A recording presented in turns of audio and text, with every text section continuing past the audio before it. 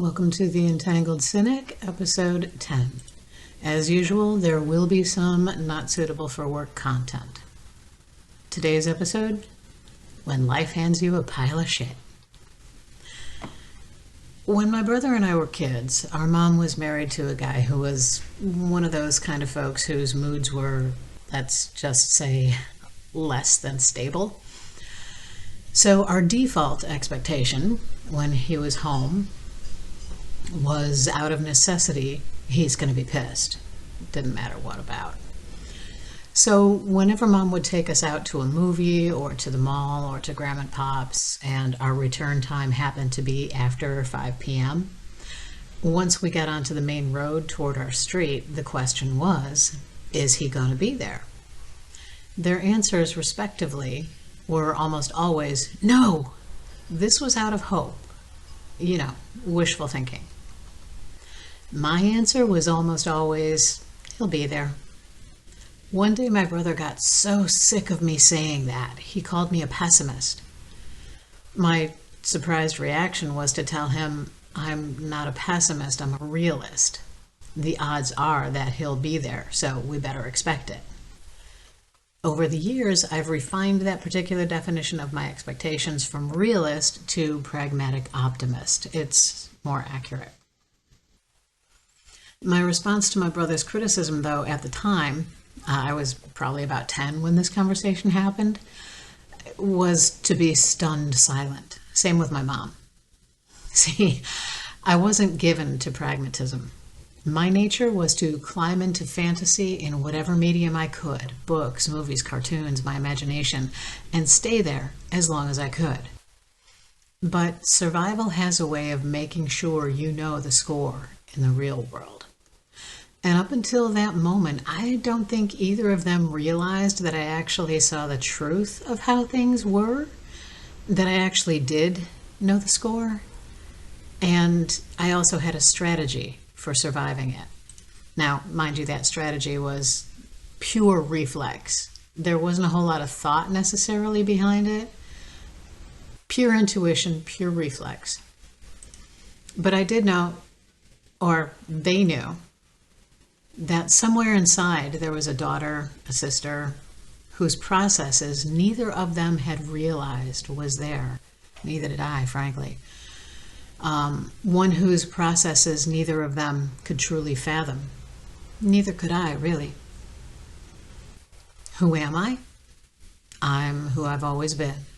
I am the Entangled Cynic, your host. Thank you for being here. So, was he there or not, you might be asking? I'd say it was about 50-50.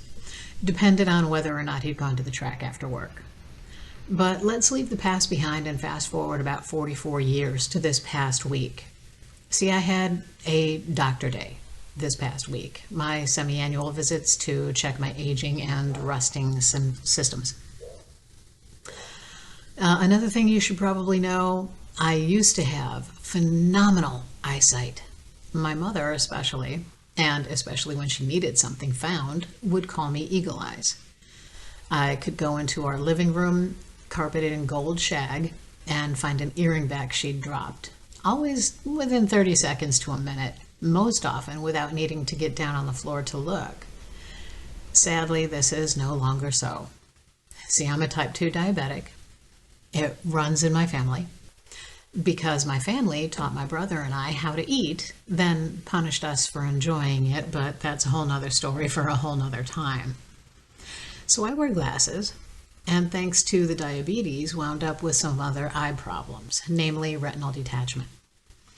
I've had multiple injections in both eyes, YAG laser treatments, and even surgeries.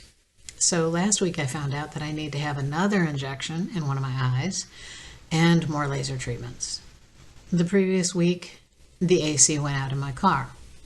2 weeks before that, I ran over a high lane divider, on a dark and ill-lit street. This resulted in my having to take the car in to get the undercarriage inspected for damage, as well as the rims and the tires, which led me to notifications that high mileage maintenances were overdue.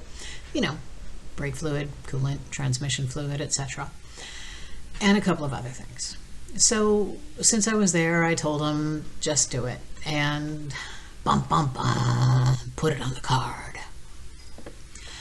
They also told me my spark plugs needed changing. I'm at just over 80,000 miles. So yeah, but I actually did that myself. Right after that is when the AC went out. So bad luck comes in threes. Lane divider, maintenance overdue, plus huge cost, AC, and now more shots in the eye and the use of my very precious and carefully curated PTO. But here's the thing.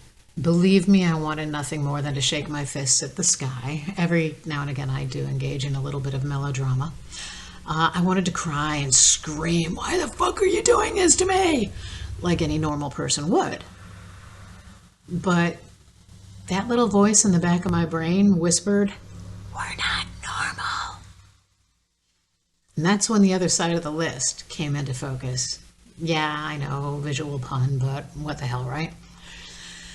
See if you can follow this. I ran over the divider because my eyesight has been enormously affected by my diabetes. My diabetes is my fault. I'm in healthcare and have been for over 35 years. I should have known better, but fell into the fantasy of, it'll never happen to me. I'm strong. I can overcome anything by sheer force of will. Yeah, sometimes I talk to myself like a 1970s cartoon action hero, bringing the audience up to speed after a commercial break. So back to the list. Car, my fault, but enabled me to get those high mile maintenances done. Expense, I have a card for that. AC, I tried to fix it myself, thought it was just a recharge, but I think it's beyond my scope, so I do have to take it in. Again, I have a card for that. Spark plugs, did it myself, saved a few bucks. Eye problem, bleeding from under the retina. Again, my fault because of the diabetes. The pro, there's treatment. Another pro, I'm lucky enough to have insurance through my job. Another pro, I'm lucky enough to not just have a job, but to have one that I really enjoy. The loss of my preciously curated PTO, I have PTO. Not everyone gets paid time off, even when they're lucky enough to have a job. So, and I can say this for a fact, while my brother, for instance, as would and do many others who would look at all this shit raining down from the sky and shake their fists screaming, "Why me? Why do you do this to me?" at some invisible force or unknowable sky daddy or supernatural being, I am lucky enough to have the awareness that, yeah, I'd love to be able to put the blame on something else, on someone else. God's retribution, the devil's temptation, whatever. But I can't.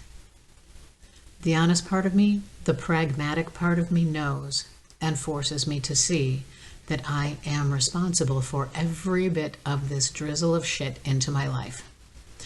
But here's the thing. Everybody has these drizzles of shit.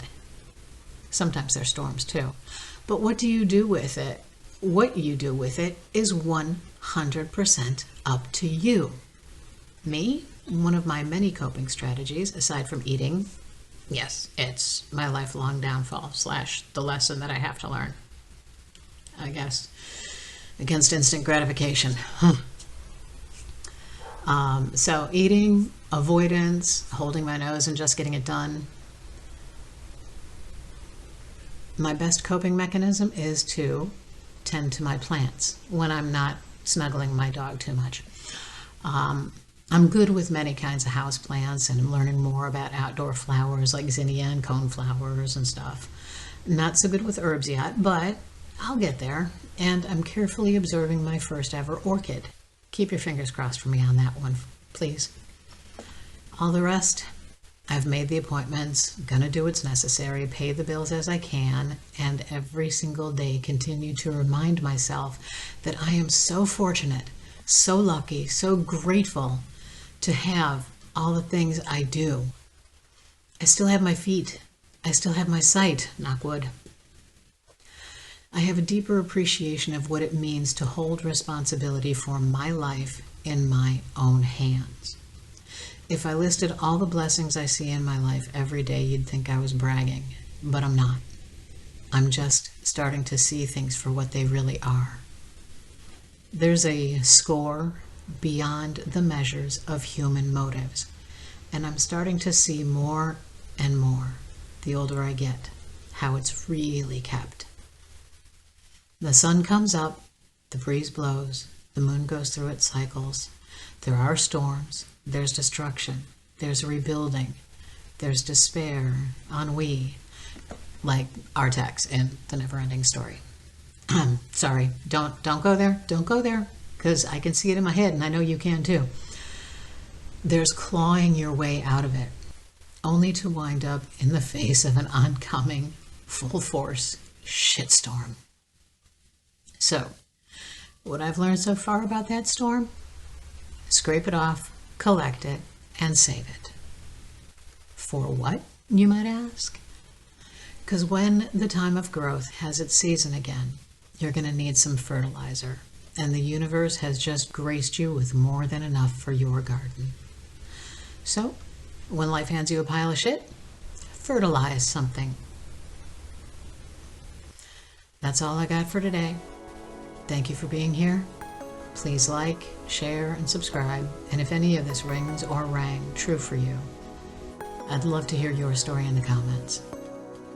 Till next time, stay safe, stay well, and stay entangled.